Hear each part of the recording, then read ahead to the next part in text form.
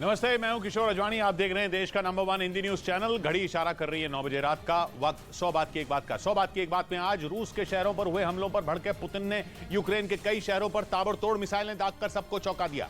Iraq के राष्ट्रपति से मिलकर ईरान के सुप्रीम लीडर ने दो टूक बोल दिया कि इराक से अमेरिका के 2500 सैनिकों को बाहर निकाल दें, क्योंकि अमेरिका भरोसे के काबिल नहीं है। पाकिस्तान में आतंकियों ने वहां की सेना के खिलाफ पोस्टर लगाकर पूरी दुनिया में पाकिस्तानी फौज के चेहरे पर कालिक पोत दी। और तुर्की ने सीरिया में किए एक ऑपरेशन में दुनिया के सबसे खतरनाक आतंकी संगठन आईएसआईएस के चीफ के खात्मे का ऐलान कर दिया।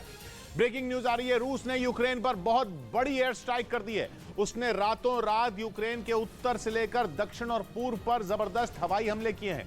उत्तर में यूक्रेन की राजधानी कीव, मध्य में यूक्रेन का नीप्रो शहर और दक्षिण में खैरसोन शहर समेत कई जगहों पर पुतिन का गुस्सा बरसा है। यूक्रेन ने कहा है कि रूस ने उस पर कुल 18 क्रूज मिसाइलें छोड़ी हैं, जिनके टारगेट पर रूस के अलग अलग शहर रहे। 3 दिन के अंदर यह रूस का यूक्रेन पर दूसरा हमला है। बीते शुक्रवार को ही रूस ने यूक्रेन की राजधानी कीव और कई दूसरे शहरों को निशाना बनाया था, जिसमें 25 लोगों की मौत हो गई थी। और अब रूस ने दोबारा यूक्रेन पर मिसाइलों की बौछार कर दी है।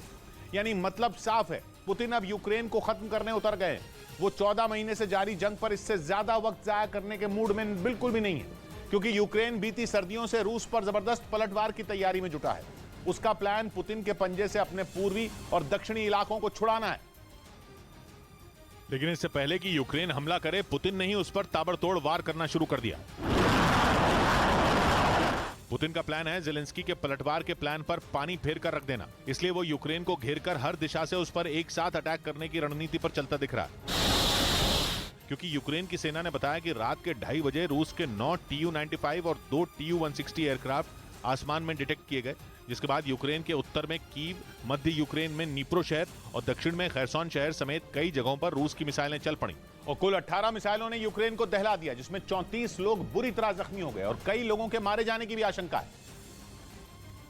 लेकिन इस तरह के हमले यूक्रेन के लिए नई बात नहीं, मगर इस हमले में जो नया है वो ये कि माना जा रहा है कि इस बार रूस का मकसद सिर्फ और सिर्फ यूक्रेन के हथियारों को तबाह करना था। ऐसा इसलिए क्योंकि सबसे पहला और सबसे घातक हमला यूक्रेन के पवलोराद शहर पर हुआ। पवलोराद शहर पर यूक्रेन का कब्जा है और फ्रंट लाइन से वो लगभग 110 किलोमीटर दूर है। इस जंग में पवलोराद शहर का नाम शायद पहली बार सुनने को मिला है, और वो इसलिए सुनने को मिला क्योंकि कहा जा रहा है कि वहां के एक रेल डिपो के गोदामों में यूक्रेन ने अपने घातक हथियार छिपा कर रखे थे। वो हथियार जिनसे वो जल्द ही रूस पर पलटवार करने वाला था, जिसकी प्लानिंग वो सर्दियों से कर रहा था। लेकिन दावा किया जा रहा है कि रूस ने रात के 2:30 बजे रेल डिपो के उन गोदामों पर ही मिसाइलें गिरा दी जहां यूक्रेन ने हथियार रखे हुए थे, ताकि न यूक्रेन के पास हथियार बचे और न वो रूस पर हमला करने के लिए सिर उठा सके। यूक्रेन के पवलोराद शहर पर हमला करने के साथ ही उसके पास मौजूद यूक्रेन के नीप्रो शहर पर भी रूस की मिसाइलें गिरी और कुछ घंटों के अंदर यूक्रेन में जगह जगह हवाई हमलों से चेतावनी देने वाले सायरन बजने लगे। खैरसोन शहर पर तो रूस ने जबरदस्त गोलाबारी की और यूक्रेन की राजधानी कीव भी रूस के निशाने पर रही। 3 घंटे तक वहां बजते सायरनों ने लोगों को दहला कर रख दिया। हालांकि यूक्रेन ने दावा किया कि उसने कीव पर चली सभी मिसाइलों को अटैक से पहले ही उन्हें तबाह कर दिया, क्योंकि यूक्रेन को पश्चिमी देशों से अमेरिका के पेट्रियट और कुछ दूसरे मिसाइल डिफेंस सिस्टम मिल चुके हैं, मगर फिर भी रूस के हौसले पस्त नहीं पड़ रहे। और ऐसा लग रहा है कि रूस अब रुकने नहीं वाला, क्योंकि बीते शुक्रवार को यूक्रेन पर एयर स्ट्राइक करने के 3 दिन के अंदर रूस ने फिर यूक्रेन पर हमला बोल दिया। शुक्रवार को रूस ने रातों रात यूक्रेन पर 23 मिसाइलें और 2 ड्रोन दागे थे, जो कीव से लेकर यूक्रेन के उमन, क्रेमेंचुक और नीप्रो शहर पर गिरे थे और 25 लोगों की मौत हो गई थी। 51 दिनों में वो कीव पर रूस का पहला मिसाइल हमला था, जिसका यूक्रेन ने अगले ही दिन रूस से बदला भी ले डाला। रूस के कब्जे वाले क्राइमिया में एक तेल डिपो पर ड्रोन अटैक हो गया और रूस ने दावा किया कि यह यूक्रेन का उस पर हमला था, जिसमें उसके तेल डिपो में भयानक आग लग गई। जिसकी सामने आई तस्वीरों में तेल डिपो आग की खतरनाक लपटों में जलता नजर आया। उससे कोयले जैसा एकदम स्याह और इतने घने धुएं का गुबार उठता दिखा कि ऐसा लगा मानो बरसों से शांत पड़ा विशाल ज्वालामुखी फट पड़ा हो। रूस ने दावा किया कि एक ड्रोन को तो उसने आसमान में ही मार गिराया, दूसरे को भी डीएक्टिवेट कर दिया गया, लेकिन बाकी 2 ड्रोन तेल डिपो पर जाकर फट पड़े, जिससे डिपो में रखे तेल के 4 टैंकों ने आग पकड़ ली। क्राइमिया के जिस सेवेस्तोपोल शहर के तेल डिपो पर हमला हुआ वो क्राइमिया का मुख्य शहर है, इसलिए जब से रूस ने यूक्रेन पर हमला किया है तब से सेवेस्तोपोल यूक्रेन के निशाने पर है और वहां बार बार हवाई धमाके हो रहे हैं। हालांकि इस बार की आग भयंकर थी, लेकिन रूस ने दावा किया कि उससे किसी को चोट नहीं पहुंची। मगर जेलेंस्की का काम तो हो गया। उन्होंने पिछले साल पुतिन को जो धमकी दी थी वो पूरी कर डाली,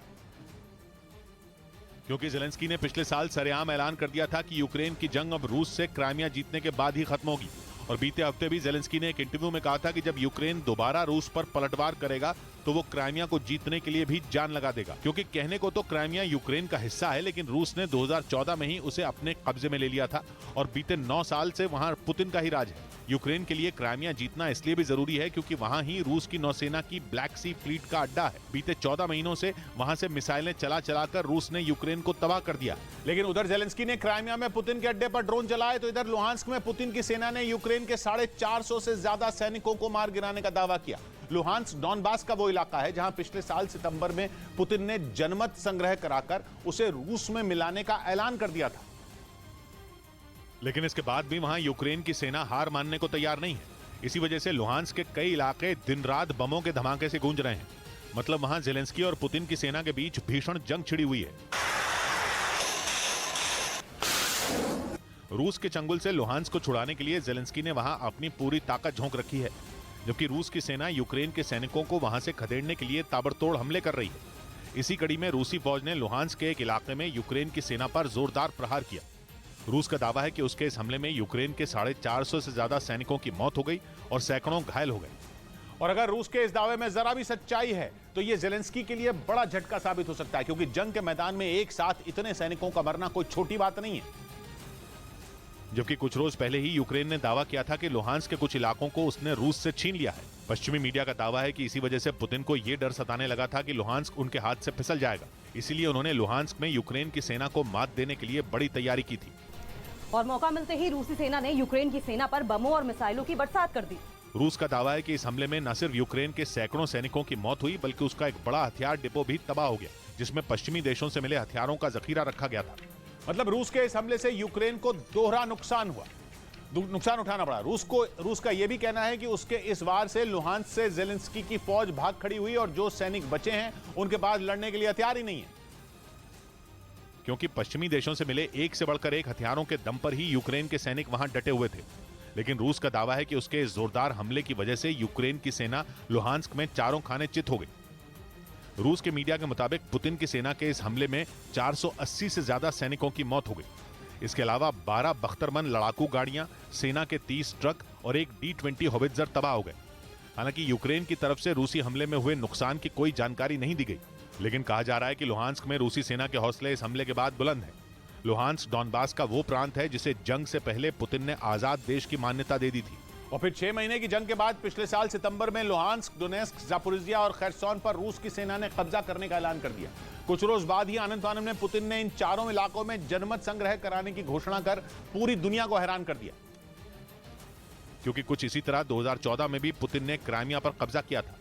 पश्चिमी मीडिया का दावा है कि पुतिन ने वही चाल लुहांस्क, डोनेस्क, जापोरिजिया और खैरसोन को रूस में मिलाने के लिए चली थी। बाकायदा कुछ ही दिनों के अंदर पुतिन ने इन इलाकों को रूस का हिस्सा बता दिया था और ये धमकी दी गई कि इन पर अगर हमला हुआ तो इनकी रक्षा के लिए रूस कोई भी कदम उठा सकता है।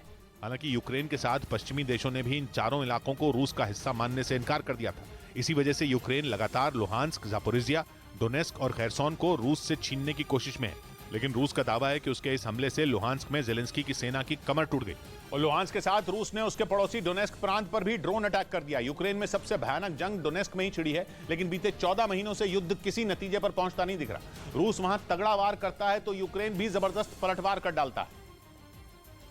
और इस बार भी सामने आई तस्वीरों में डोनेस्क रूस का शिकार नजर आया। वहां एक मकान ड्रोन अटैक में पूरी तरह बर्बाद दिखा। यूक्रेन और रूस की जंग पिछले साल शुरू हुई, लेकिन पूर्वी यूक्रेन का डोनेस्क वो प्रांत है जो बीते 9 साल से युद्ध में उलझा पड़ा है। डोनेस्क प्रांत रूस की सीमा से लगता है और 2014 से रूस के समर्थन वाले विद्रोहियों ने यूक्रेन की सरकार के खिलाफ बगावत छेड़ी हुई है। यूक्रेन पर जंग छेड़ने से पहले पुतिन ने डोनेस्क को अलग देश की मान्यता भी दे दी थी, पर पिछले साल तो पुतिन ने वहां रेफरेंडम करवाकर उसे रूस का हिस्सा ही घोषित कर दिया। रूस को पूरे के पूरे डोनेस्क पर कब्जा करना है और यूक्रेन भी हथियार डालने को तैयार नहीं। इस वजह से पुतिन का गुस्सा बढ़ता जा रहा है, जिसके लिए वो यूक्रेन के रिहायशी इलाकों के साथ उसके सैन्य ठिकानों को भी तबाह करने में जुटे हैं। रूस ने दावा किया कि उसने यूक्रेन के सैन्य ठिकानों पर ताबड़तोड़ रॉकेट बरसाए, जिसमें जेलेंस्की के कई सैनिक मारे गए। पुतिन की सेना ने यह हमला मल्टीपल रॉकेट लॉन्चर टोर्नेडो से किया, जिससे पलक झपकते ही यूक्रेन के कई सैन्य ठिकाने तबाह हो गए। इस हमले का एक वीडियो भी रूस ने जारी किया, जिसमें multiple rocket launcher tornado G एक के बाद एक कई रॉकेट दागता दिखाई दिया। रूसी सेना के इस रॉकेट लॉन्चर की रेंज 200 किलोमीटर है। दावा है कि रूसी सेना ने यह हमला यूक्रेन के कई सैन्य ठिकानों पर किया, जिसमें बड़ी संख्या में जेलेंस्की के सैनिकों की मौत हो गई। हालांकि रूस की तरफ से ये नहीं बताया गया कि यह हमला किस इलाके में हुआ। लेकिन यूक्रेन के मीडिया का दावा है कि पुतिन की सेना इन दिनों यूक्रेन के दक्षिण इलाके में अपना पूरा जोर लगा रही है, क्योंकि बखमुत में उसे जेलेंस्की की सेना से कड़ी चुनौती मिल रही है। हालांकि रूस की सेना पिछले साल से ही बखमुत पर कब्जे का दावा करती है, लेकिन जेलेंस्की के सैनिकों ने इन दिनों वहां रूसी सेना की नाक में दम कर रखा है। और यूक्रेन तो यह भी दावा करता है कि बखमुत के कई इलाके अब उसकी मुट्ठी में, जबकि बाकी बचे हिस्सों के लिए उसकी सेना भयंकर लड़ाई लड़ रही है। यही नहीं, यूक्रेन ने बखमुत में कई सैन्य ठिकाने बनाने का भी दावा किया ताकि वो रूसी सेना पर घेर कर हमला कर सके। कहा जा रहा है कि बखमुत को जीतने के लिए जेलेंस्की इसलिए अपनी पूरी ताकत लगा रहे हैं क्योंकि उनकी नजर क्राइमिया पर है। क्राइमिया तक जमीन से जाने का एकमात्र रास्ता बखमुत ही है। इसी वजह से बखमुत अब जेलेंस्की के लिए सबसे बड़ा टारगेट है। वहीं क्राइमिया को बचाने के लिए पुतिन जी जान से जुटे हैं। क्राइमिया पहले यूक्रेन का ही हिस्सा था, लेकिन 2014 से वहां पुतिन का राज है और इसीलिए क्राइमिया पर पुतिन और जेलेंस्की मरने मारने को तैयार हैं। जेलेंस्की के लिए तो क्राइमिया साख का सवाल बन चुका है। यही वजह रही कि जेलेंस्की ने अपने सैनिकों को महायुद्ध के लिए तैयार रहने का फरमान सुना दिया। एक कार्यक्रम में उन्होंने दो टूक बोला कि बहुत जल्द असली युद्ध शुरू होगा, जिसमें आर पार की जंग होगी। जिसका मतलब यह हुआ कि जेलेंस्की आने वाले समय में एक बड़ी जंग की तैयारी कर रहे हैं, जिसके लिए उन्होंने अपने सैनिकों को फरमान भी सुना दिया। क्योंकि यूक्रेन की सेना में शामिल नए सैनिकों से उन्होंने खुलकर बोल दिया कि बहुत जल्द असली जंग होगी। Скоро головні битви. Ми маємо звільнити нашу землю і наших людей з російської неволі. Ми маємо मतलब ये कि यूक्रेन ने तय कर लिया कि वो मरते दम तक लड़ेगा, जिसके लिए जेलेंस्की ने अपनी सेना में जोश भरा और बखमुत की भयंकर जंग में अपने सैनिकों की बहादुरी के लिए उनकी पीठ थपथपाई। क्योंकि बखमुत में करीब 10 महीने से खतरनाक युद्ध चल रहा है और रूस की भारी भरकम सेना के आगे यूक्रेन की सेना डटकर लड़ रही है। यही वजह रही कि जेलेंस्की ने अपने सैनिकों को दाद दी और पुतिन को चेतावनी दी कि उनके सैनिक रूस से यूक्रेन की एक एक इंच जमीन वापस लेकर रहेंगे। відновити повну лінію нашого державного кордону як на суші, так і на морі. यही नहीं, जेलेंस्की ने पूरी कोशिश की कि उनके सैनिक रूस से केवल इस लड़ाई का नहीं बल्कि 2014 की लड़ाई का बदला लेने के लिए भी तैयार रहें, क्योंकि 2014 में पुतिन ने क्राइमिया में रूस की सेना बिठा दी थी और जनमत संग्रह करवाकर क्राइमिया को रूस का हिस्सा बताना शुरू कर दिया। यानी उन्होंने पूर्वी यूरोप में काला सागर के किनारे बसे क्राइमिया प्रायद्वीप को यूक्रेन के पंजे से छीन लिया था और उसे रूस का हिस्सा बताने लगे थे। लेकिन यूक्रेन ने रूस के दावे को हमेशा गलत बताया। यूक्रेन जंग शुरू होने के बाद कई बार खबरें आई कि जेलेंस्की ने क्राइमिया को वापस लेने के लिए जंग की तैयारी कर ली है और बहुत जल्द यूक्रेन की सेना क्राइमिया में जंग लड़ेगी। माना जा रहा है कि जेलेंस्की का ताजा बयान भविष्य में होने वाली बड़ी जंग का ट्रेलर है, जिसने ये तय कर दिया कि समय के साथ यूक्रेन जंग भयंकर या यूं कहें कि बहुत भयंकर हो जाएगी, क्योंकि लाखों सैनिकों की जान गंवाने वाला और अपने एक बड़े हिस्से में बर्बादी झेल चुका यूक्रेन पीछे नहीं हटने वाला, क्योंकि जेलेंस्की अपने सैनिकों की नई ब्रिगेड तैयार कर चुके हैं जो यूक्रेन का हर हिस्सा रूस से छीनने के मूड में है। इधर दिल्ली में पुलिस ने कार के बोनट पर टैक्सी ड्राइवर को घसीटने के आरोपी को गिरफ्तार कर लिया। पुलिस के मुताबिक आरोपी ने टैक्सी ड्राइवर की गाड़ी में जोरदार टक्कर मार दी और जब टैक्सी चला रहे ड्राइवर ने इसका विरोध किया तो टक्कर मारने वाला आरोपी और तेज रफ्तार से भागने लगा, जिसे रोकने के लिए टैक्सी ड्राइवर आरोपी की कार के बोनट पर चढ़ गया। लेकिन इसके बाद भी उसने गाड़ी नहीं रोकी और काफी दूर तक टैक्सी ड्राइवर को घसीटता चला गया। हालांकि बाद में वहां मौजूद पुलिस कर्मियों ने आरोपी की गाड़ी को रोका और उसे गिरफ्तार कर लिया। उधर 14 मोबाइल मैसेंजर ऐप को भारत सरकार ने ब्लॉक कर दिया। खुफिया सूत्रों के मुताबिक जम्मू कश्मीर में छिपे आतंकी पाकिस्तान मैसेज भेजने के लिए इनका इस्तेमाल कर रहे थे, जिसके बाद केंद्र सरकार ने कार्रवाई करते हुए 14 ऐप को ब्लॉक कर दिया। सूत्रों के मुताबिक पाकिस्तान में छिपे आतंकी इन ऐप्स का इस्तेमाल कश्मीर में अपने मददगारों के साथ संपर्क करने के लिए कर रहे थे। इन 14 ऐप्स में सबसे लोकप्रिय ऐप IMO था। ब्रेकिंग न्यूज आ रही है। बाल्टिक सागर में रूस के संदिग्ध जहाज देखे गए हैं जो नेटो में शामिल देशों के इर्द गिर्द चक्कर लगा रहे हैं, जिसकी वजह से नेटो में हड़कंप मच गया है। बाल्टिक सागर के किनारे बसे देशों की सेनाएं अलर्ट पर हैं। सबसे ज्यादा फिनलैंड डरा हुआ है। उसे शक है कि रूस के जहाज समंदर के अंदर बिछी पाइपलाइन नाप रहे हैं और उनमें बहुत जल्द वैसा धमाका हो सकता है जैसा पिछले साल नॉर्थ स्ट्रीम पाइपलाइन में हुआ था। फिनलैंड के पड़ोसी स्वीडन की भी हालत खराब है, उसे भी ऊर्जा संकट का डर सता रहा है। कुछ दिन पहले ही खबर आई थी कि पुतिन बाल्टिक सागर में गोस्ट शिप भेजने वाले हैं, जिसके बाद डेनमार्क की सेना ने दावा कर दिया कि पिछले साल 26 सितंबर में जब नॉर्थ स्ट्रीम गैस पाइपलाइन में धमाका हुआ था तब रूस का एक जहाज वहीं मौजूद था और यही बात नेटो को परेशान कर रही है, क्योंकि उसे लग रहा है कि रूस बाल्टिक सागर में कुछ खतरनाक करने वाला है, जिसकी वजह से नेटो देशों की सांसें अटकी हुई हैं।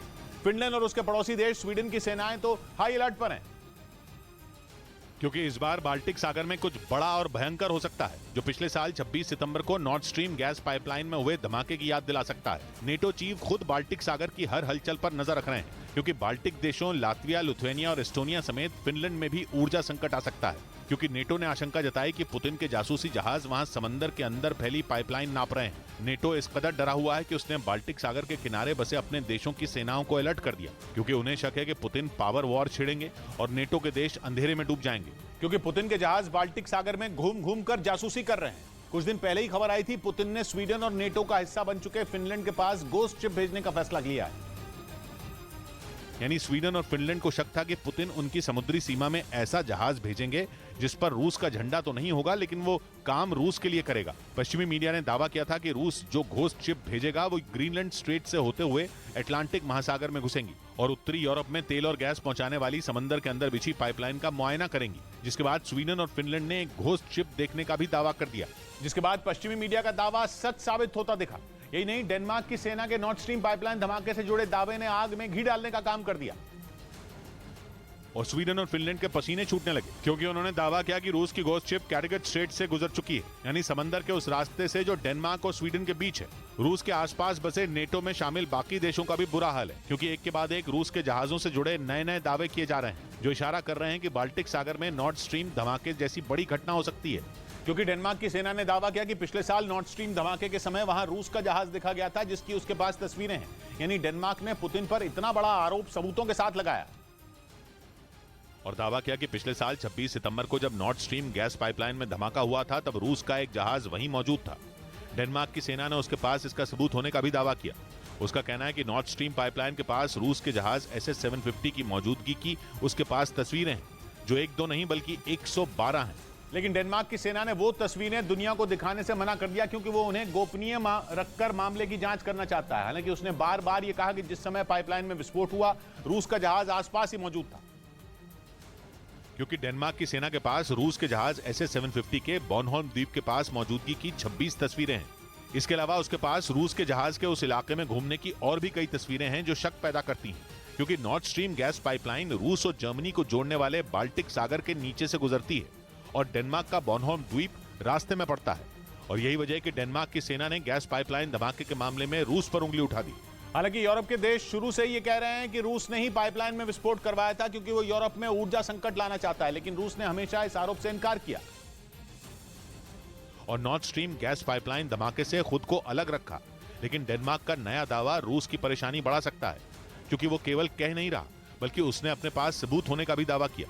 हालांकि अब तक डेनमार्क ने सबूतों को दुनिया को नहीं दिखाया, जबकि पश्चिमी मीडिया में अटकलें लगी कि नॉर्थ स्ट्रीम गैस पाइपलाइन धमाके के पीछे रूस और यूक्रेन के निजी संगठनों का हाथ हो सकता है, क्योंकि वो जंग का फायदा उठाकर बेतहाशा पैसा कमाने के चक्कर में है। और यही वजह रही कि नॉर्थ स्ट्रीम धमाके से जुड़ी खबरें फिर चर्चा का विषय बन गई। यही नहीं, नेटो देशों के आसपास दिखने वाली कोई भी संदिग्ध चीज उनका डर बढ़ा रही है। यही वजह रही कि पोलैंड में अचानक आसमान से गिरी एक रहस्यमयी चीज देखकर लोगों के होश उड़ गए, क्योंकि किसी ने कहा कि वो मिसाइल का टुकड़ा था, तो किसी ने इस रहस्यमयी चीज के UFO होने का दावा तक कर दिया।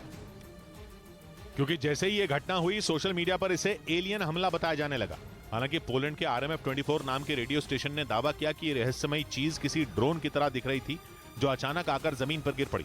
पोलैंड के बिदगस्ट शहर में गिरी इस अजीबोगरीब चीज को लोगों ने UFO तक बता दिया, जिसके बाद पोलैंड पर एलियन हमला हो जाने की अफवाह उड़ने लगी। पर एक आशंका यह भी जताई गई कि आसमान से गिरी ये रहस्यमयी चीज असल में किसी मिसाइल का पुर्जा भी हो सकती है, जो रूस की तरफ से यूक्रेन पर दागी गई हो। यही वजह थी कि इसकी खबर लगते ही नेटो के सदस्य देशों का पारा चढ़ गया, क्योंकि ये पहली बार नहीं है जब रूस की किसी मिसाइल का हिस्सा पोलैंड में गिरा हो। इससे पहले भी एक बार रूस ने इस बात पर हामी भरी थी कि गलती से उसकी मिसाइल का पुर्जा पोलैंड में गिर गया था।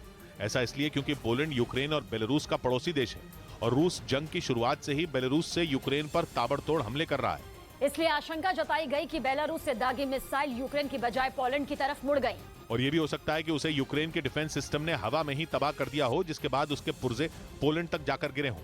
क्योंकि पोलैंड के बिदगस्ट शहर में जो पुर्जा मिला, उस पर सिरिलिक भाषा में कुछ लिखा हुआ था, जो आमतौर पर रूस में बोली जाती है। यही वजह है कि इस रहस्यमयी चीज के तार रूस से जुड़ गए, जिसके बाद पोलैंड ने अपनी सुरक्षा कड़ी करने का ऐलान कर दिया, क्योंकि उसे पहले से ही इस बात का डर सता रहा है कि यूक्रेन के बाद पुतिन की मिसाइलें पोलैंड की तरफ भी मुड़ सकती हैं और उसे इस जंग में यूक्रेन की मदद करने की बड़ी कीमत भी चुकानी पड़ सकती है। पश्चिमी मीडिया ने दावा किया कि दूसरी बार पोलैंड में रूसी मिसाइल के टुकड़े गिरने के बाद उसकी चिंता बढ़ गई और उसने यूके से उसके खतरनाक मिसाइल सिस्टम को खरीदने की एक डील कर ली, जिसके लिए वो यूके को 215 करोड़ यूरो मतलब भारतीय रुपयों में करीब 20,000 करोड़ रुपए चुकाएगा।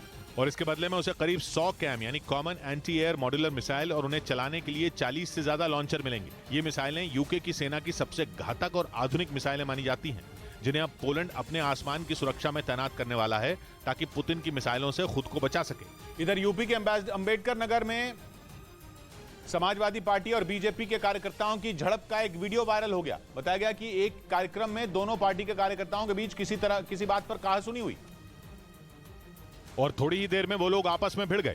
घटना का जो वीडियो वायरल हुआ उसमें समाजवादी पार्टी और बीजेपी के कार्यकर्ता एक दूसरे के साथ धक्का मुक्की करते नजर आए। इस दौरान कुछ लोग बीच बचाव की कोशिश करते भी दिखे, लेकिन दोनों गुटों का हंगामा जारी रहा। इस बीच यूपी के मेरठ में पुलिस ने मुठभेड़ के दौरान रंजीत झा नाम के कुख्यात बदमाश को गिरफ्तार कर लिया। आरोप है कि पकड़े गए बदमाश ने सुबह के वक्त दिल्ली के आदर्श नगर इलाके में एक आदमी पर ताबड़तोड़ फायरिंग की और उसके बाद वो दिल्ली से मेरठ फरार हो गया। इसकी जानकारी मिलते ही दिल्ली पुलिस की टीम भी मेरठ पहुंची और वहां यूपी पुलिस की मदद से कार्रवाई शुरू की। कुछ देर बाद पुलिस ने मुठभेड़ में उस बदमाश को गिरफ्तार कर लिया। उधर रूस के ब्रेंस्क में यूक्रेन की सेना ने एक बार फिर हमला बोल दिया। रूस के मीडिया का दावा है कि इस बार जेलेंस्की की फौज ने रूस की एक ट्रेन को रेलवे लाइन पर विस्फोटक लगाकर उड़ा दिया, जिसके बाद वहां एक जोरदार धमाका हुआ और ट्रेन पटरी से उतर गई। इस हमले की कुछ तस्वीरें भी सामने आई, जिनमें ट्रेन का अगला हिस्सा आग की भयानक लपटों में घिरा दिखा। काले धुएं के गुबार से आसपास का पूरा इलाका ढका नजर आया। रूस का दावा है कि जिस ट्रेन को यूक्रेन की सेना ने निशाना बनाया वो मालगाड़ी थी, जिसकी वजह से हमले में किसी की जान नहीं गई। हालांकि इस हमले की वजह से रेलवे ट्रैक को काफी नुकसान पहुंचा। रूस के ब्रेंस्क शहर में यूक्रेन की सेना का ये कोई पहला हमला नहीं है। रूस का आरोप है कि इसी साल मार्च महीने में यूक्रेन ने वहां आतंकी हमला किया था और पुतिन ने यह आरोप लगाया था कि ब्रेंस्क में जेलेंस्की के सैनिकों ने एक कार में बैठे लोगों पर फायरिंग कर 2 लोगों की जान ले ली थी। इस घटना के बाद रूस के मीडिया ने यह तक कह दिया कि जेलेंस्की परमाणु युद्ध के लिए उकसा रहे हैं।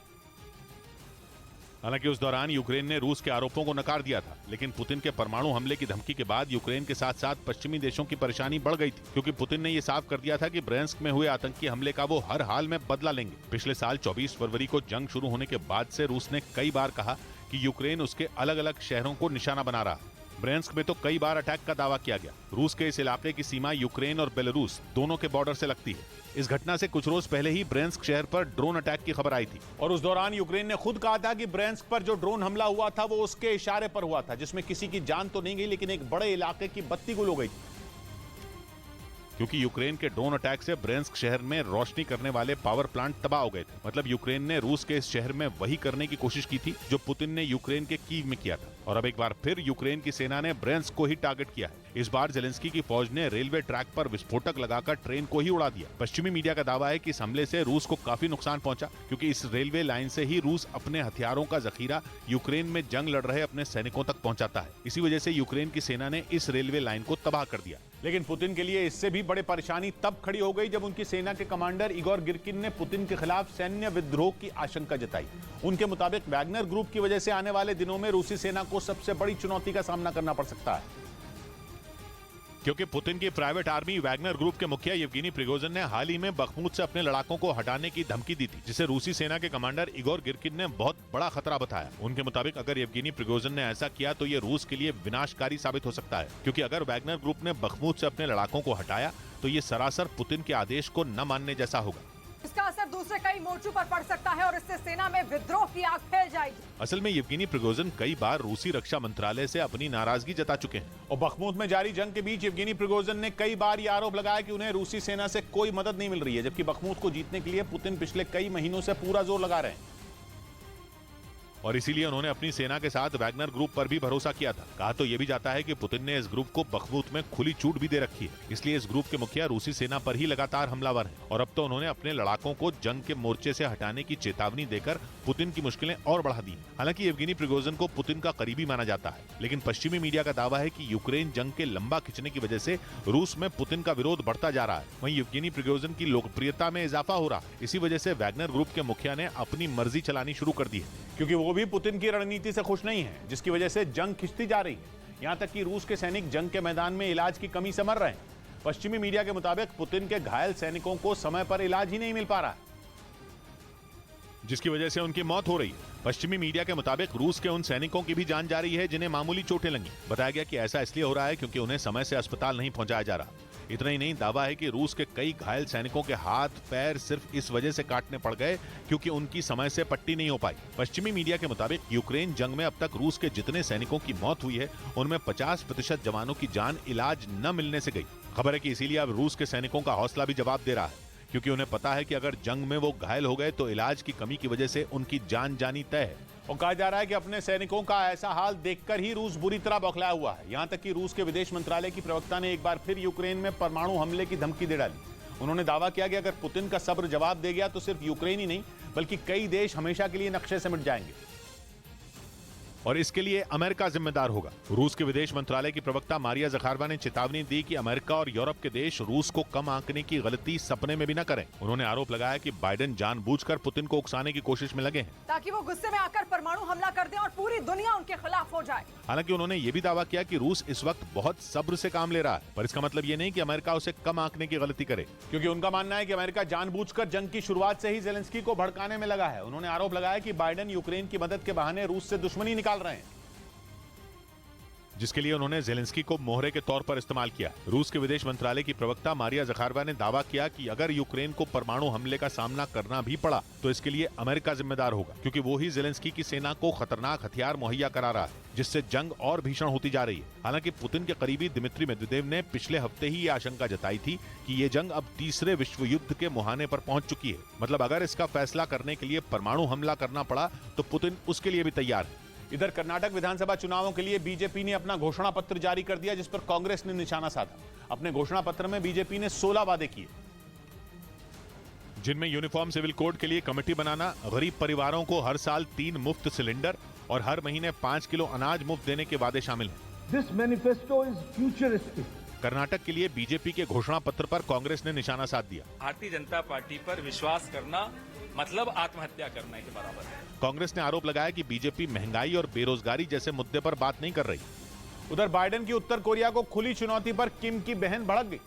गुस्से में उन्होंने बाइडेन को गैर जिम्मेदार तक बोल दिया। उन्होंने बयान दिया कि बाइडेन बूढ़े और कमजोर हो चुके हैं और वो गलत फैसले लेते हैं। किम की बहन का यह बयान अमेरिका और उत्तर कोरिया की दुश्मनी की आग भड़काने वाला है, क्योंकि उत्तर कोरिया की हरकतों की वजह से बाइडेन गुस्से में है। वो उत्तर कोरिया को परमाणु पनडुब्बियों से घेरने के मूड में है, जिसकी वजह से 80 के दशक के बाद पहली बार अमेरिकी परमाणु पनडुब्बियां कोरिया प्रायद्वीप में तैनात करने का फैसला किया गया। अमेरिका ये पनडुब्बियां दक्षिण कोरिया की सुरक्षा के लिए तैनात करने वाला है, क्योंकि दक्षिण कोरिया के पड़ोस में उत्तर कोरिया बैठा है। इस बारे में अमेरिका पहुंचे दक्षिण कोरिया के राष्ट्रपति यून सुक योल और बाइडेन की लंबी बातचीत हुई, जिसके बाद बाइडेन ने दुनिया के सामने उत्तर कोरिया का अंत करने की चेतावनी दे डाली।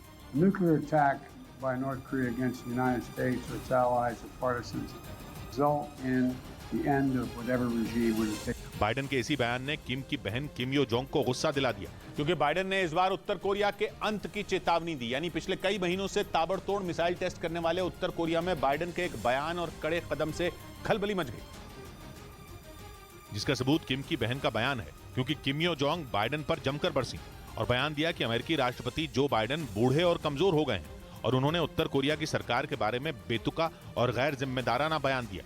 किम यो जोंग ने यह तक कह दिया कि बाइडेन अमेरिका की सुरक्षा और भविष्य की जिम्मेदारी उठाने के लायक नहीं है, क्योंकि वो एक बूढ़े आदमी हैं जिनका कोई भविष्य नहीं है और उनके लिए अपना कार्यकाल पूरा करना भी बहुत मुश्किल है।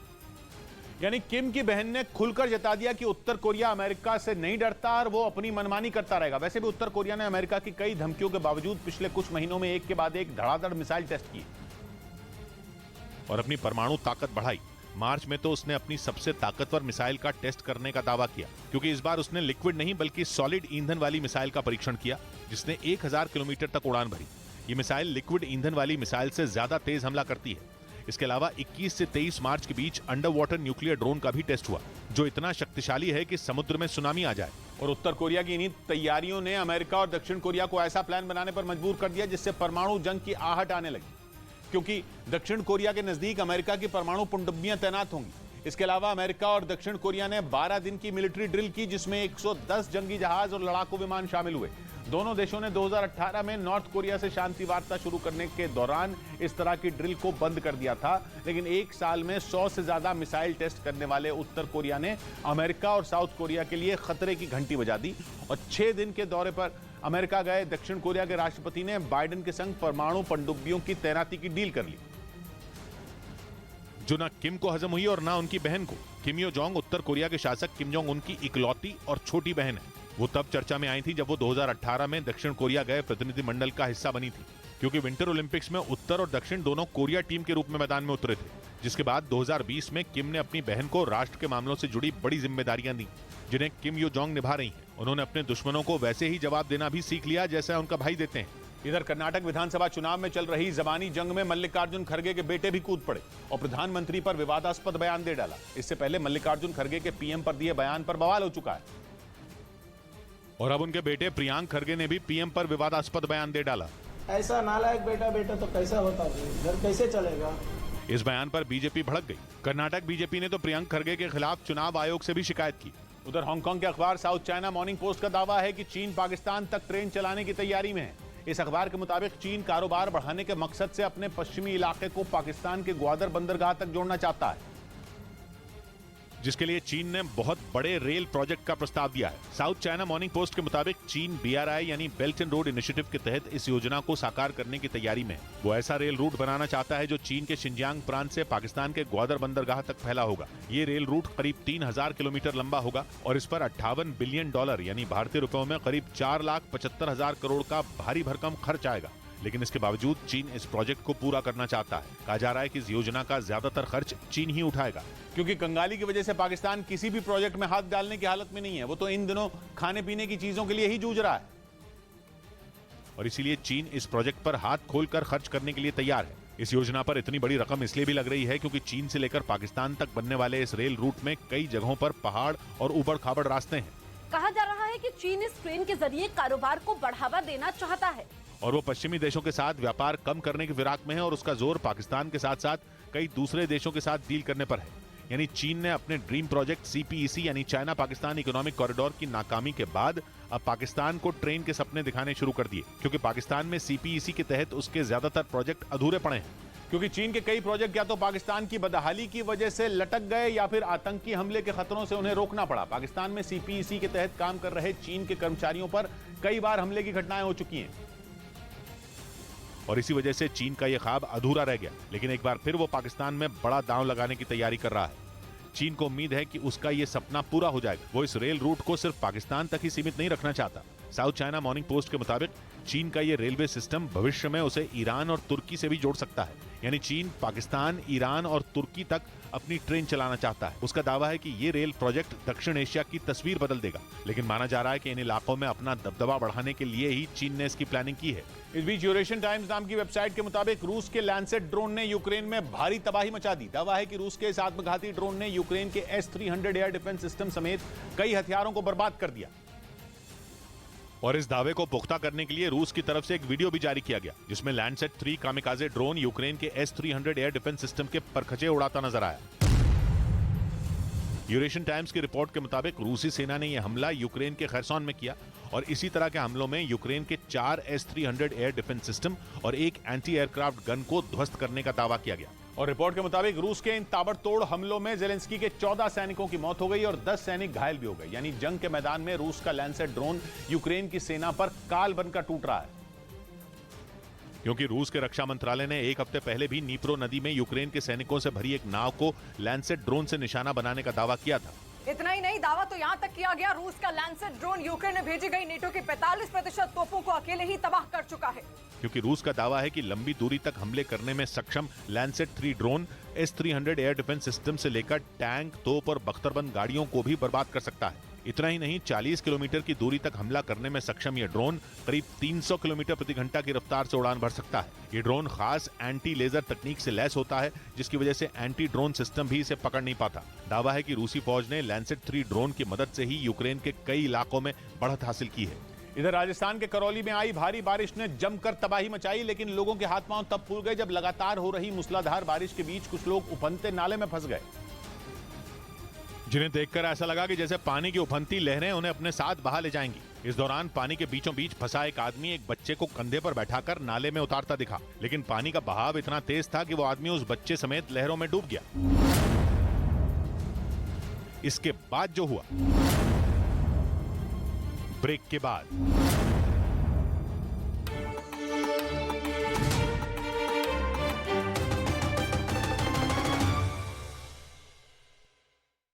के नीप्रो शहर पर भी रूस की मिसाइलें गिरी और कुछ घंटों के अंदर यूक्रेन में जगह जगह हवाई हमलों से चेतावनी देने वाले सायरन बजने लगे। खैरसोन शहर पर तो रूस ने जबरदस्त गोलाबारी की और यूक्रेन की राजधानी कीव भी रूस के निशाने पर रही। 3 घंटे तक वहां बजते सायरनों ने लोगों को दहला कर रख दिया। हालांकि यूक्रेन ने दावा किया कि उसने कीव पर चली सभी मिसाइलों को अटैक से पहले ही उन्हें तबाह कर दिया, क्योंकि यूक्रेन को पश्चिमी देशों से अमेरिका के पेट्रियट और कुछ दूसरे मिसाइल डिफेंस सिस्टम मिल चुके हैं, मगर फिर भी रूस के हौसले पस्त नहीं पड़ रहे और ऐसा लग रहा है कि रूस अब रुकने नहीं वाला, क्योंकि बीते शुक्रवार को यूक्रेन पर एयर स्ट्राइक करने के 3 दिन के अंदर रूस ने फिर यूक्रेन पर हमला बोल दिया। शुक्रवार को रूस ने रातों रात यूक्रेन पर 23 मिसाइलें और 2 ड्रोन दागे थे, जो कीव से लेकर यूक्रेन के उमन, क्रमनचुक और नीप्रो शहर पर गिरे थे और 25 लोगों की मौत हो गई थी। 51 दिनों में वो कीव पर रूस का पहला मिसाइल हमला था, जिसका यूक्रेन ने अगले ही दिन रूस से बदला भी ले डाला। रूस के कब्जे वाले क्राइमिया में एक तेल डिपो पर ड्रोन अटैक हो गया और रूस ने दावा किया कि यह यूक्रेन का उस पर हमला था, जिसमें उसके तेल डिपो में भयानक आग लग गई।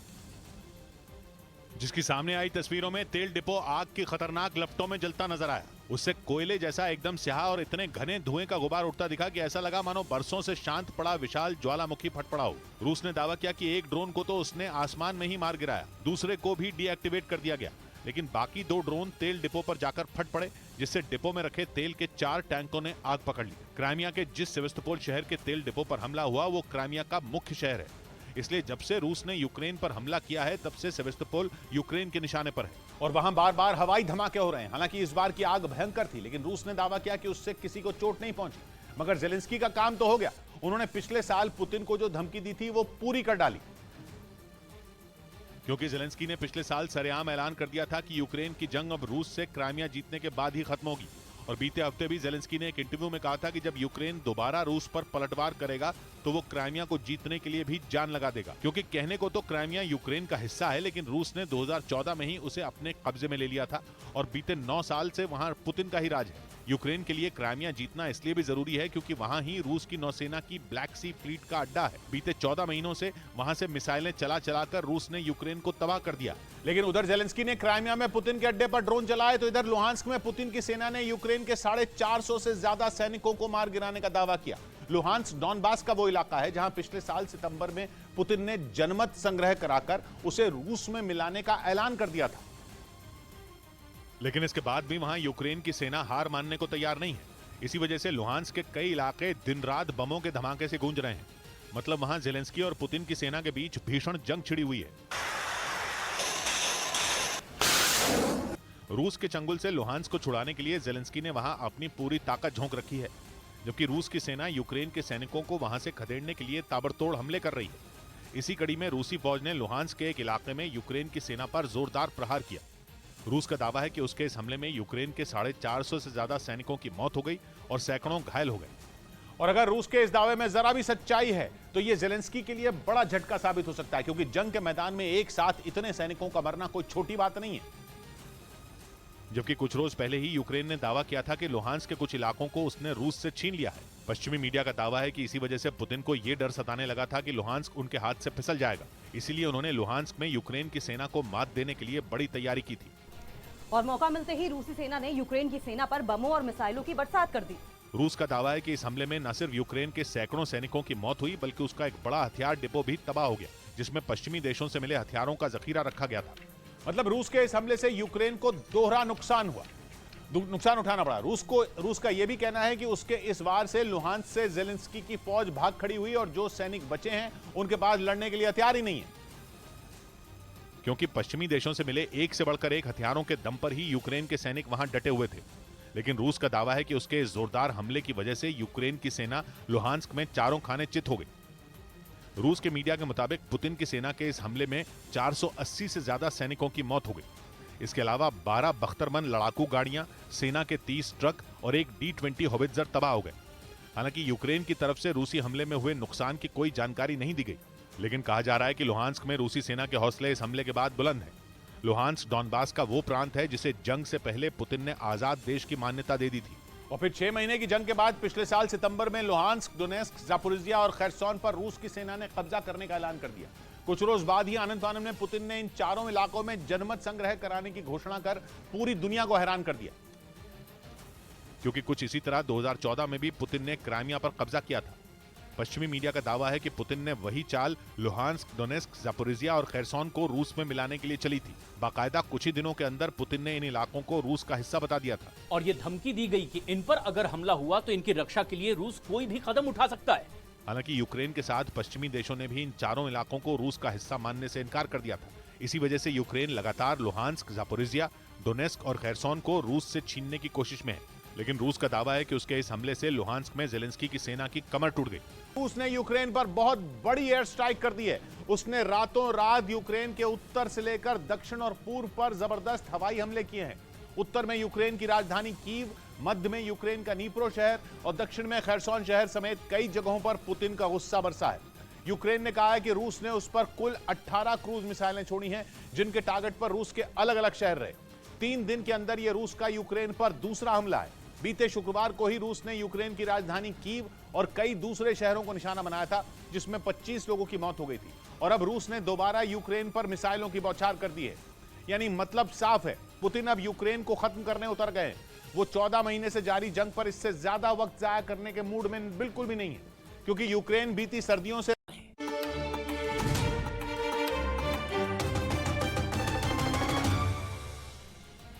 ब्रेकिंग न्यूज आ रही है। आतंकी संगठन इस्लामिक स्टेट को लगे बड़े झटके से जुड़ी तुर्की ने आईएसआईएस के सरगना अबू हुसैन अल कुरैशी को ढेर करने का दावा किया है।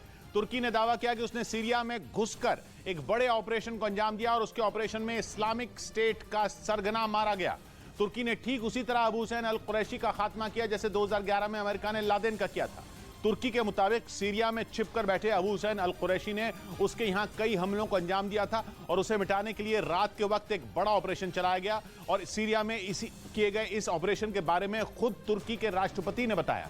उन्होंने खुद ऐलान किया कि तुर्की की खुफिया एजेंसी ने आतंकी संगठन इस्लामिक स्टेट के सरगना को मार गिराया। यानी दुनिया के सबसे खतरनाक आतंकी संगठन को चलाने वाला सबसे बड़ा आतंकी ढेर हो गया। और इसके लिए तुर्की ने भी ऐसा ही ऑपरेशन चलाया जैसा अमेरिका ने अलकायदा के चीफ लादेन को मारने के लिए चलाया था। 2011 में उसामा को पाकिस्तान के एबटाबाद में अमेरिकी फौज ने ढेर कर दिया था। यह ऑपरेशन 2 मई की रात को हुआ था, जब अमेरिका के जवानों ने बेहद खुफिया तरीके से पाकिस्तान में घुसकर लादेन का खात्मा किया था। और अब तुर्की के राष्ट्रपति दावा कर रहे हैं कि उनकी खुफिया एजेंसी ने भी इस्लामिक स्टेट के सरगना को मारने के लिए सीरिया में एक खुफिया ऑपरेशन चलाया। और इसके लिए तुर्की पिछले कई महीनों से तैयारी कर रहा था, क्योंकि पिछले साल अक्टूबर में आईएसआईएस के सरगना अबू अल हसन अल हाशमी अल कुरैशी के मारे जाने के बाद अबू हुसैन अल कुरैशी ने ही कमान संभाली थी और वो सीरिया में छिपकर अपने लड़ाकों को हमले के लिए तैयार कर रहा था। बताया गया कि अबू हुसैन अल कुरैशी ने संगठन की कमान संभालने के बाद तुर्की पर कई हमले करवाए। इस दौरान वहां कई लोगों की मौत भी हुई, जिसके बाद बुरी तरह भड़के तुर्की के राष्ट्रपति ने अबू हुसैन अल कुरैशी की तलाश में अपनी ताकत झोंक दी। एर्दोआन के मुताबिक पिछले कई महीनों से उनकी खुफिया एजेंसी अबू हुसैन अल कुरैशी के पीछे पड़ी थी। Ebu Hüseyin el Kureyşi kod adlı şahsı Erdogan के मुताबिक जैसे ही उन्हें अबू हुसैन अल कुरैशी के सीरिया में होने की पुख्ता जानकारी मिली, हमले की तैयारी कर ली गई और ये तय किया गया कि इस्लामिक स्टेट के सरगना के ठिकाने पर रात के वक्त वार किया जाए, ताकि तुर्की की खुफिया एजेंसी के इस ऑपरेशन के बारे में किसी को कानो कान भनक न हो और एक झटके में दुनिया के बेहद खूंखार आतंकी सरगना का सफाया किया जा सके। जिसके लिए तुर्की की खुफिया एजेंसी ने रात के वक्त एक बड़े ऑपरेशन को अंजाम दिया और तुर्की की सीमा के करीब ही सीरिया के एक इलाके को बमों से दहला दिया। बताया गया कि तुर्की की सीमा के करीब के एक इलाके में अबू हुसैन अल कुरैशी एक बड़े मकान में मौजूद था, जिसे हमला करके मार गिराया गया। तुर्की के इस हमले की कुछ तस्वीरें भी सामने आई, जिनमें दिखाई दिया मकान हमले की वजह से कई जगहों से टूटा हुआ नजर आया। हालांकि अब तक आईएसआईएस ने तुर्की के इस हमले के बारे में कुछ नहीं बोला और न ही सीरिया की तरफ से इसे लेकर कोई बयान सामने आया। इधर राजस्थान के करौली में आई भारी बारिश ने जमकर तबाही मचाई, लेकिन लोगों के हाथ पांव तब फूल गए जब लगातार हो रही मूसलाधार बारिश के बीच कुछ लोग उफनते नाले में फंस गए, जिन्हें देखकर ऐसा लगा कि जैसे पानी की उफनती लहरें उन्हें अपने साथ बहा ले जाएंगी। इस दौरान पानी के बीचों बीच फंसा एक आदमी एक बच्चे को कंधे पर बैठाकर नाले में उतारता दिखा, लेकिन पानी का बहाव इतना तेज था कि वो आदमी उस बच्चे समेत लहरों में डूब गया। हालांकि गनीमत ये रही कि वहां मौजूद लोगों ने समय रहते उन दोनों को खींच लिया, वरना वो दोनों उसी नाले में डूब जाते। घटना की जानकारी मिलने के बाद कई लोग जमीन खोदने वाली मशीन के साथ वहां पहुंच गए, जिसके बाद रेस्क्यू ऑपरेशन चलाकर उन लोगों को सुरक्षित निकाल लिया गया। उधर जम्मू कश्मीर के पुंछ जिले में गैस सिलेंडर फटने से 4 लोग घायल हो गए। बताया गया कि सिलेंडर में रिसाव के कारण उसमें आग लग गई, जिसे बुझाने की कोशिश के दौरान सिलेंडर में जोरदार धमाका हो गया और इनकी चपेट में आने से 4 लोग घायल हो गए, जिन्हें इलाज के लिए अस्पताल में भर्ती कराया गया, जहां 3 लोग खतरे से बाहर बताए गए, जबकि उनमें एक घायल को राजौरी मेडिकल कॉलेज रेफर कर दिया गया। इस बीच गैंगस्टर से राजनेता बने आनंद मोहन की रिहाई का मामला सुप्रीम कोर्ट पहुंच गया। वहां 1994 में बिहार के गोपालगंज के डीएम जी कृष्णैया की हत्या के मामले में सहरसा जेल में उम्र कैद की सजा काट रहे थे। लेकिन जेल के नियमों में हुए बदलाव के बाद आनंद मोहन को हमेशा के लिए रिहा कर दिया गया। अब इसी फैसले के खिलाफ डीएम जी कृष्णैया की पत्नी ने सुप्रीम कोर्ट का रुख किया है। उनकी याचिका पर 8 मई को सुनवाई होगी। उधर खुफिया एजेंसियों के मुताबिक आईएसआई एक बार फिर जम्मू कश्मीर के श्रीनगर में होने वाली G20 की बैठक में गड़बड़ी फैलाने की साजिश रच रही है। खुफिया एजेंसियों की रिपोर्ट में से यह चौंकाने वाला पर्दाफाश हुआ है कि पाकिस्तान की खुफिया एजेंसी आईएसआई बैठक से जुड़े लोगों की अहम जानकारियां जुटा रही है ताकि उनका इस्तेमाल करके वो श्रीनगर में होने वाली बैठक को निशाना बना सकें। खबर के मुताबिक श्रीनगर में G20 की बैठक से पाकिस्तान बुरी तरह बौखलाया हुआ है, क्योंकि ऐसा होने से पूरी दुनिया के सामने कश्मीर का रोना रोने वाले पाकिस्तान की बोलती बंद हो जाएगी। क्योंकि दुनिया के 20 बड़े देश श्रीनगर में बैठकर कश्मीर पर पाकिस्तान के फैलाए झूठ पर प्रहार करेंगे। यही वजह है कि वो 22 से 24 मई तक श्रीनगर में होने वाली G20 के टूरिज्म वर्किंग ग्रुप की बैठक में गड़बड़ी फैलाना चाहता है। खुफिया रिपोर्ट के मुताबिक इसके लिए आईएसआई बैठक से जुड़े वॉलंटियर और एनजीओ की जानकारी जुटा रही है।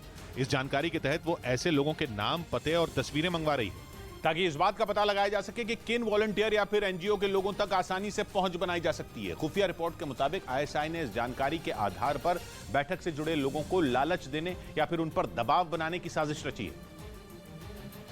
और पाकिस्तान की इस खतरनाक साजिश का पता कोड वर्ड में भेजे गए संदेशों को पकड़ने के बाद चला। इसके साथ ही पाकिस्तान की तरफ से भेजे गए कुछ मैसेज भी खुफिया एजेंसियों के हाथ लग गए, जिसके बाद ये पर्दाफाश हुआ कि आईएसआई बैठक से पहले बड़ी वारदात करने की कोशिश में है। और रिपोर्ट के मुताबिक एक बार उसके पास बैठक से जुड़ी पुख्ता जानकारी पहुंच गई तो जम्मू कश्मीर में बैठे आतंकियों को एक्टिव कर देगी, ताकि वो बैठक से पहले जम्मू कश्मीर को दहला सकें। आईएसआई की इस साजिश का पता चलते ही जम्मू कश्मीर प्रशासन को भी रिपोर्ट भेज दी गई, जिससे वो वक्त रहते आईएसआई के इस प्लान को फेल करने के लिए कमर कस सकें। क्योंकि जब से श्रीनगर में G20 की बैठक करवाने का ऐलान किया गया है, तभी से पाकिस्तान बुरी तरह चिढ़ा हुआ है। कुछ रोज पहले भी उसका एक प्रोपेगेंडा सामने आया था। जब खुफिया एजेंसियों को इस बात का पता चला था कि पाकिस्तान ने G20 की बैठक को लेकर गलत खबरें फैलाई। खुफिया एजेंसियों की खबर के मुताबिक इसके लिए करीब 100 सोशल मीडिया अकाउंट का इस्तेमाल किया गया, जिनकी मदद से लाहौर, कराची और इस्लामाबाद में बैठकर G20 बैठक के खिलाफ दुष्प्रचार फैलाने वाले ट्वीट किए गए। हालांकि पाकिस्तान भी जानता है कि वो इस तरह की हरकतें करके श्रीनगर में होने वाली बैठक पर असर नहीं डाल सकता, लेकिन इसके बाद भी वो बाज नहीं आ रहा। और अब खुफिया एजेंसियों ने उसकी एक और साजिश का पर्दाफाश कर दिया, जिसके बाद माना जा रहा है कि आईएसआई के इस प्लान को भी आसानी से फेल कर दिया जाएगा। लेकिन उसकी उम्मीद कम ही है कि पाकिस्तान सुधर जाएगा। वहां हालात बुरे हैं, फिर भी वो भारत के खिलाफ साजिशें रचने में लगा है, जबकि उसके देश में ही रोटी का घोटाला हो गया। पाकिस्तान के पूर्व प्रधानमंत्री और PMLN यानी पाकिस्तान मुस्लिम लीग नवाज पार्टी के नेता शाहिद खाकान अब्बासी का दावा है कि सरकार की मुफ्त आटा वितरण में योजना में 2000 करोड़ पाकिस्तानी रुपयों का गबन किया गया। और ये खबर ऐसे वक्त में सामने आई जब पाकिस्तान के लोग एक एक रोटी के लिए तरस रहे हैं। आटे की बोरियों के लिए सड़कों पर मारकाट मची है। पाकिस्तान के अलग अलग इलाकों से आई आटे के लिए लोगों के लड़ने झगड़ने और लूटपाट की तस्वीरें पूरी दुनिया देख चुकी है। शहबाज शरीफ सरकार की तरफ से बांटे जा रहे मुफ्त आटे के लिए कई किलोमीटर तक लंबी लाइनें लग रही हैं। उन केंद्रों पर मचने वाली भगदड़ में कई लोग अपनी जान तक गंवा चुके हैं। मतलब कंगाल हो चुके पाकिस्तान के पास अपने लोगों का पेट भरने के लिए रोटी तक नहीं बची है। अनाज की किल्लत और आसमान छूती महंगाई की वजह से लोगों के सामने भूखों मरने की नौबत आ चुकी है। लेकिन इतनी गरीबी और आर्थिक संकट के बीच भी वहां के सरकारी अधिकारी अपनी जेब भरने का एक भी मौका नहीं छोड़ रहे। आरोप है कि वहां के सरकारी अधिकारी 2000 करोड़ पाकिस्तानी रुपयों की रोटियां खा गए। और ये दावा किसी और ने नहीं बल्कि पाकिस्तान की सरकार में बैठी पार्टी PMLN यानी पाकिस्तान मुस्लिम लीग नवाज के नेता और पूर्व प्रधानमंत्री शाहिद खाकान अब्बासी ने किया। लाहौर में एक समारोह को संबोधित करते हुए उन्होंने शहबाज शरीफ सरकार पर निशाना साधते हुए उसे भ्रष्टाचारियों की सरकार बता दिया। क्योंकि पाकिस्तान में गरीबों को मुफ्त आटा बांटने के लिए शुरू की गई योजना में 2000 करोड़ पाकिस्तानी रुपयों की चोरी कर ली गई। हालांकि पाकिस्तान सरकार ने उनके आरोपों को सिरे से खारिज कर दिया, लेकिन वहां के मीडिया का दावा है कि पाकिस्तान के पास गेहूं खत्म होने की कगार पर पहुंच चुका है। और गेहूं का भंडार खत्म होने से पहले अगर पाकिस्तान ने कोई ठोस कदम नहीं उठाया तो वहां गृह युद्ध छिड़ सकता है। क्योंकि पाकिस्तान में न सिर्फ आटा बल्कि चावल, दूध और सब्जी जैसी जरूरी चीजों की कीमतों में भी आग लगी हुई है। और लोगों के पास इतने पैसे तक नहीं बचे हैं कि वो अपने परिवार का पेट पाल सके। यहाँ तक कि सरकारी दुकानों में सब्सिडी वाला गेहूं तक मिलना मुश्किल हो गया है। ऊपर से सरकारी अधिकारी गरीबों की रोटी छीनने में लगे हैं। इसी महीने खबर आई थी कि आटे की बोरियों से भरे एक ट्रक को अधिकारियों ने रास्ते में ही खाली करा दिया था। और अब वहां सरकार की मुफ्त आटा वितरण योजना में घोटाला हुआ, यानी जनता भूख से मर रही है और अधिकारी उनके हिस्से के अनाज पर हाथ साफ कर रहे हैं। माना जा रहा है कि ये खबर सामने आने के बाद पहले से ही गुस्से में भरे वहां के लोग शहबाज शरीफ सरकार के खिलाफ मोर्चा खोल सकते हैं। इधर गुजरात आम आदमी पार्टी के प्रदेश अध्यक्ष ईसुदान गढ़वी के खिलाफ केस दर्ज कर लिया गया। आरोप है कि उन्होंने मन की बात कार्यक्रम पर ट्वीट करके गलत जानकारी दी थी, जिसके बाद कार्रवाई करते हुए अहमदाबाद क्राइम ब्रांच के साइबर सेल ने केस दर्ज कर लिया। 28 अप्रैल को गढ़वी ने एक ट्वीट में दावा किया था कि प्रधानमंत्री नरेंद्र मोदी के मन की बात के एक एपिसोड पर आने वाला खर्च 8 करोड़ 30 लाख रुपए है, जिसे पीआईबी फैक्ट चेक में गलत पाया गया। पीआईबी यानी सरकार का press information bureau fact check कर सही जानकारी देता है। उधर महाराष्ट्र के पुणे में सिंगर और म्यूजिक डायरेक्टर ए.आर. रहमान का कॉन्सर्ट पुलिस ने रुकवा दिया। आरोप है कि एक रोज पहले हुआ यह कार्यक्रम तय वक्त से ज्यादा देर तक चला, जिसके बाद स्टेज पर पुलिस पहुंची और उसने ए.आर. रहमान के कॉन्सर्ट को बीच में ही रुकवा दिया। इस दौरान सिंगर और music director AR. Rahman stage पर ही मौजूद थे। पुलिस के मुताबिक बिना इजाजत 10 बजे के बाद कार्यक्रम जारी रहने पर यह कार्रवाई की गई। इस बीच गैंगस्टर अतीक अहमद की डायरी से उमेश पाल हत्याकांड में इस्तेमाल हुए कोड वर्ड का पर्दाफाश हो गया। पुलिस सूत्रों के मुताबिक ये डायरी उत्तर प्रदेश के प्रयागराज में मौजूद अतीक के पुश्तैनी घर से बरामद हुई थी, जिसकी जांच के बाद उमेश पाल हत्याकांड में इस्तेमाल हुए कोड वर्ड की पूरी कहानी सामने आ गई। पुलिस सूत्रों के मुताबिक गुजरात की साबरमती जेल में बंद अतीक अहमद को बड़े 006 नाम दिया गया था, जबकि यूपी की बरेली जेल में बंद अतीक के भाई अशरफ को छोटे 007 कोड वर्ड दिया गया था। झांसी में एनकाउंटर में मारे गए अतीक के बेटे असद का कोड नाम अंश यादव 00 था। इसी तरह वारदात में शामिल 5 शूटरों के नाम के कोड वर्ड भी तैयार किए गए थे। ये भी तय किया गया था कि फोन पर कोई भी एक दूसरे का नाम नहीं लेगा, बल्कि कोड वर्ड के जरिए ही बातचीत होगी। और इसी तरह हत्याकांड में शामिल सभी लोगों के लिए अलग अलग कोड वर्ड तैयार किए गए थे। पुलिस को चकमा देने के लिए अतीक और उसके गुर्गे बातचीत के दौरान नाम के बदले उन्हीं कोड वर्ड का इस्तेमाल करते थे। यानी उमेश पाल को मारने की प्लानिंग कई दिनों से की जा रही थी। पुलिस सूत्रों के मुताबिक गुजरात की साबरमती जेल और यूपी की बरेली जेल में इस हत्याकांड की साजिश रची गई थी, जिसमें यह तय हुआ था कि वारदात से पहले और बाद में कोई भी अपने मोबाइल का इस्तेमाल नहीं करेगा। 24 फरवरी को प्रयागराज में उमेश पाल की हत्या हुई थी और उससे करीब 10 दिन पहले हत्याकांड में शामिल सभी लोगों को एक आईफोन और 3 सिम कार्ड भी दिए गए थे। पुलिस सूत्रों का कहना है कि अतीक लगातार सभी लोगों से संपर्क में था और उमेश पाल की हत्या के तुरंत बाद उसने आईफोन से घर पर कॉल करके सभी को मुबारकबाद दी थी। लेकिन अतीक नहीं जानता था कि उमेश पाल की हत्या उसके पूरे परिवार की बर्बादी का सबब बन जाएगी। इसी केस में शामिल उसकी पत्नी शाइस्ता भागी भागी फिर रही। उसी की मदद करने की आरोपी लेडी डॉन मुंडी पासी अचानक मीडिया के सामने आ गई। मुंडी पासी उत्तर प्रदेश के प्रयागराज की रहने वाली है और उस पर शाइस्ता की मदद का आरोप है। और पुलिस सूत्रों का दावा है कि उसने कई बार शाइस्ता को भगाने में मदद की थी। उमेश पाल हत्याकांड के बाद से ही शाइस्ता परवीन फरार चल रही। पुलिस की कई टीमें उसकी तलाश में उत्तर प्रदेश के अलग अलग जिलों के साथ साथ दूसरे राज्यों में लगातार छापेमारी कर रही। सूत्रों के मुताबिक इसी दौरान पुलिस के हाथ लेडी डॉन मुंडी पासी का सुराग मिला। प्रयागराज के कछार इलाके के रहने वाली मुंडी पासी के खिलाफ कई मुकदमे दर्ज हैं, इसीलिए आसपास के इलाके में उसे लेडी डॉन कहा जाता है। पुलिस सूत्रों का कहना है कि फरार होने के दौरान शाइस्ता परवीन से मुंडी पासी कई बार मिली थी और उसी ने कई बार पुलिस से बचने में शाइस्ता की मदद की थी, क्योंकि कुछ रोज पहले ही यह खबर आई थी कि शाइस्ता परवीन अतीक के करीबियों की मदद से प्रयागराज के कछार इलाके में छिपी है। जिसके बाद पुलिस ने वहां तलाशी अभियान भी चलाया था, लेकिन पुलिस सूत्रों का कहना है कि मुंडी पासी की मदद से ही शाइस्ता परवीन वहां से भाग निकली थी और अब वो खुद मीडिया के सामने आ गई और उसने अपने ऊपर लगे सारे आरोपों को सिरे से खारिज कर दिया। हमारी दुश्मनी है सर, दुश्मनी से मुझे फंसाया जा रहा। शाइस्ता परवीन से मेरा कोई लेन देन नहीं। मुंडी पासी ने आरोप लगाया कि अतीक के इशारे पर उसके परिवार वालों की हत्या करवाई गई थी। इसी वजह से अतीक और उसके परिवार वालों से उसकी दुश्मनी है। जबकि पुलिस सूत्रों का दावा है कि उमेश पाल हत्याकांड से पहले भी मुंडी पासी और शाइस्ता परवीन की मुलाकात हुई थी। उस मुलाकात के दौरान अतीक का गनर एहतशाम भी उनके साथ मौजूद था, जो फरार है और पुलिस से जुड़ी हर छोटी बड़ी जानकारी शाइस्ता तक पहुंचाने में जुटा है। सूत्रों का दावा है कि 4 दिन पहले भी पुलिस को शाइस्ता परवीन के प्रयागराज में होने की खबर मिली थी। इसके बाद पुलिस की टीम फौरन वहां पहुंची, लेकिन आरोप है कि वहां बुर्का पहने कई मुस्लिम महिलाओं ने पुलिस का रास्ता रोक लिया, जिसका फायदा उठाकर शाइस्ता परवीन वहां से फरार हो गई थी। सूत्रों का यह भी कहना है कि पुलिस की टीम के वहां पहुंचने के बाद मस्जिद से एक अनाउंसमेंट की गई थी, जिसमें महिलाओं को घरों से बाहर निकलने के लिए कहा गया था। पुलिस सूत्रों का दावा है कि शाइस्ता प्रयागराज में ही छिपी है और मुस्लिम समुदाय के लोग उसकी छिपने में मदद कर रहे हैं। इधर 1 मई से रसोई गैस के दामों में भारी कमी कर दी गई, जिसके बाद कमर्शियल गैस सिलेंडर 171 रुपए सस्ता हो गया। इससे पहले दिल्ली में 19 किलो के कमर्शियल एलपीजी सिलेंडर की कीमत 2028 रुपए थी, लेकिन पेट्रोलियम कंपनियों ने इसके दाम घटाकर अब 1856 रुपए कर दिए। इससे पहले भी 1 अप्रैल को 19 किलो वाले कमर्शियल सिलेंडर की कीमतों में 91 रुपए की कटौती की गई थी। उधर छत्तीसगढ़ बीजेपी के पूर्व अध्यक्ष और 3 बार लोकसभा सांसद रहे नंद कुमार साय कांग्रेस में शामिल हो गए। एक दिन पहले ही उन्होंने पार्टी के कुछ नेताओं पर अपनी छवि खराब करने का आरोप लगाकर बीजेपी से इस्तीफा दे दिया था, जिसके अगले दिन नंद कुमार साय ने कांग्रेस का दामन थाम लिया। उन्होंने छत्तीसगढ़ के मुख्यमंत्री भूपेश बघेल की मौजूदगी में कांग्रेस की सदस्यता ली। राज्य में इसी साल के अंत में विधानसभा चुनाव होने हैं।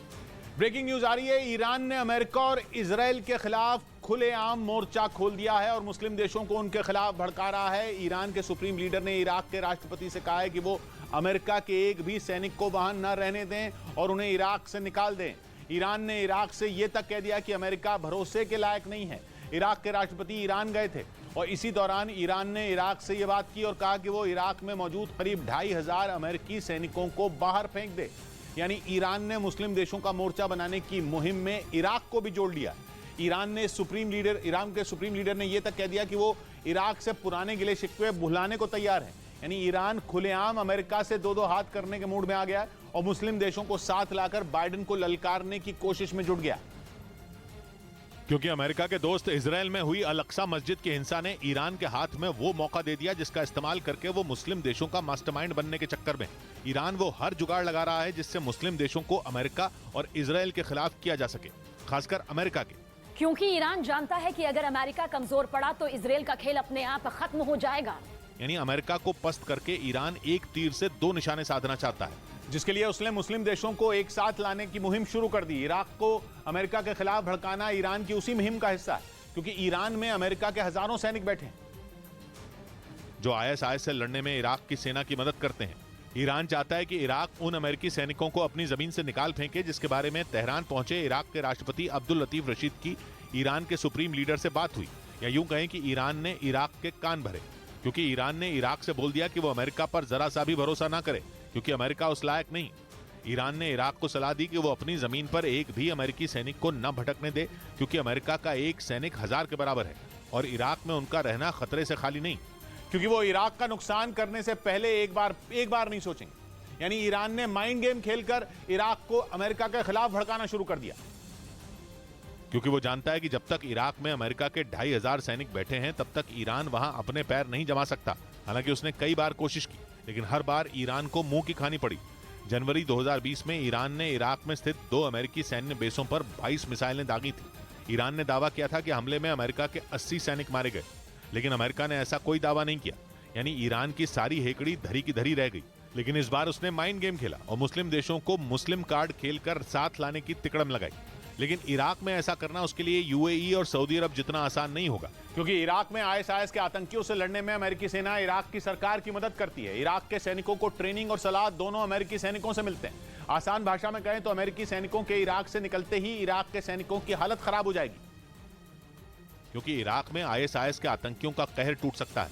अमेरिकी सैनिकों की गैर मौजूदगी में वो निरंकुश हो सकते हैं, जिससे पहले से बर्बाद इराक पूरा बर्बाद होने की कगार पर पहुंच सकता है। लेकिन पश्चिम एशिया का ये देश ईरान के लिए उतना ही अहम है जितना UAE और सऊदी अरब, क्योंकि ये मुस्लिम देश है और इसकी सीमा दक्षिण में सऊदी अरब और कुवैत, पश्चिम में जॉर्डन और सीरिया, उत्तर में तुर्की और पूर्व में ईरान से लगती है। यानी इराक के जरिए ईरान को वो रास्ता मिलता है जिस पर चलकर वो अमेरिका और इजराइल की बर्बादी की कहानी लिख सकता है, क्योंकि अल अक्सा मस्जिद में हुई हिंसा के बाद कई मुस्लिम देश इजराइल पर भड़के हुए हैं, जिन्हें ईरान अपने साथ लाकर इजराइल और अमेरिका दोनों के लिए कुआं खोदने में जुट गया। और इस काम में अमेरिका के जानी दुश्मन बन चुके चीन ने भी ईरान का साथ दिया और ईरान की पश्चिम एशिया के देशों से दोस्ती करवानी शुरू कर दी। नतीजा यह हुआ कि सऊदी अरब और UAE से उसके रिश्ते सुधरे। ईरान ने इजराइल के 3 पड़ोसी देशों सीरिया, लेबनान और जॉर्डन को भी मुस्लिम देशों के मोर्चे में शामिल किया।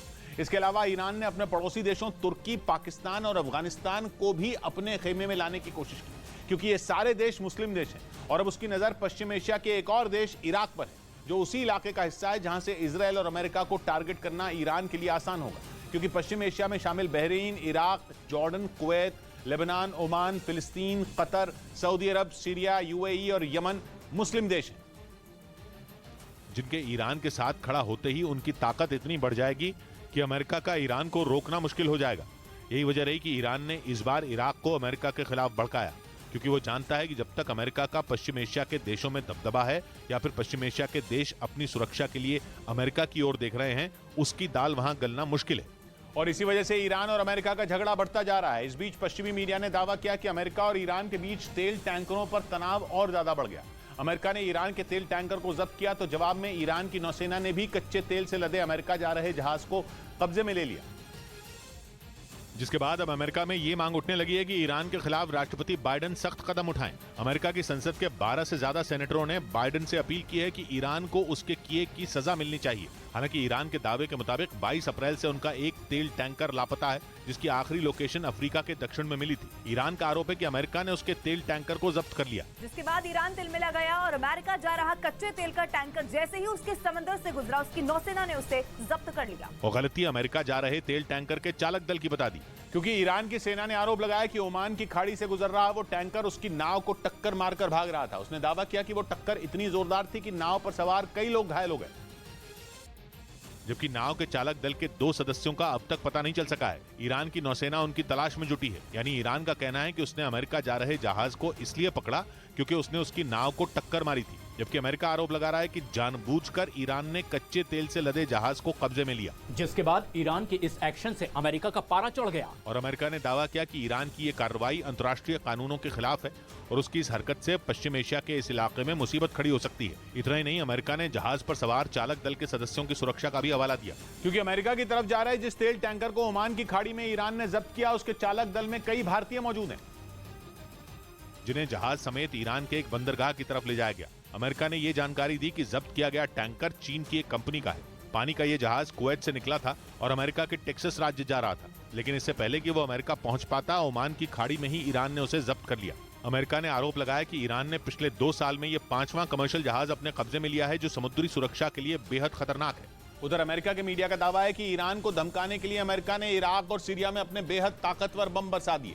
दावा है कि अमेरिका ने यह कार्रवाई ईरान के समर्थन वाले चरमपंथी संगठनों पर की, जिसके लिए अमेरिका ने अपने A-10 लड़ाकू विमानों का इस्तेमाल किया। दावा है कि अमेरिकी सैनिकों ने इस घातक फाइटर जेट से इराक और सीरिया में मौजूद आतंकी संगठनों पर 115 किलो से भी ज्यादा वजन वाले बम बरसाए।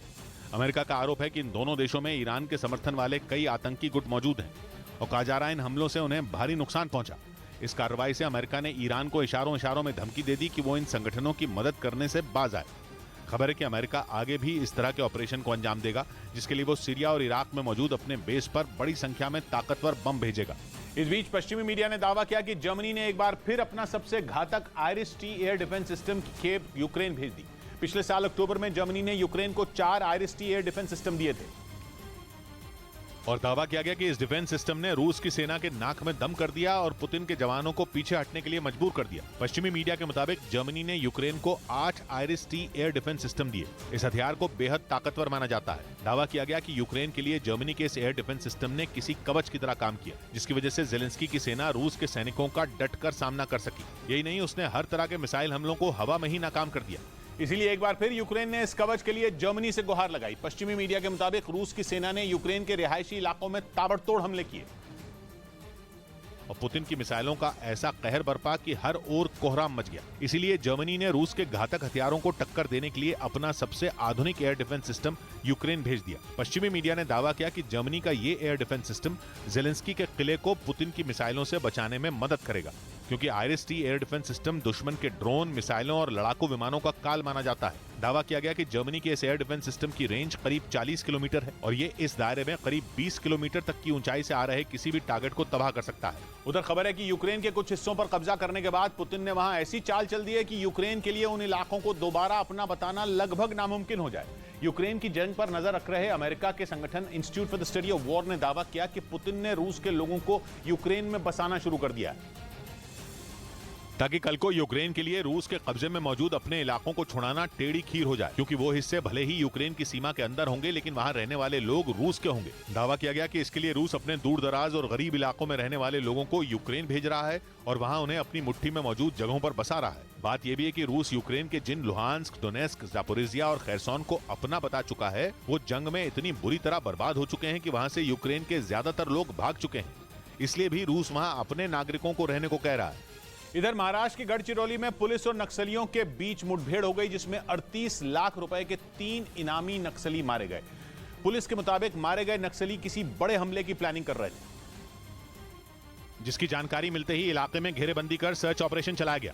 बताया गया कि इस दौरान नक्सलियों ने पुलिस पर फायरिंग कर दी, जिसके जवाब में पुलिस ने भी फायरिंग की, जिसमें तीनों नक्सली ढेर हो गए। भारी मात्रा में हमें हथियार, दारूगोड़ा और नक्सल साहित्य हमने जब्त किया। इस मुठभेड़ के बाद पुलिस ने इलाके में तलाशी अभियान तेज कर दिया।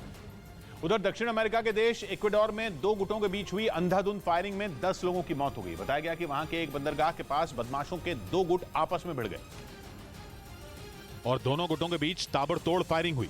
इस घटना में वहां मौजूद 10 लोगों की मौत हो गई, जबकि एक बच्चे समेत 3 लोग गंभीर रूप से घायल हो गए। इक्वाडोर की पुलिस के मुताबिक बदमाशों के बीच हुई फायरिंग के बाद वहां से भारी मात्रा में हथियार बरामद किए गए।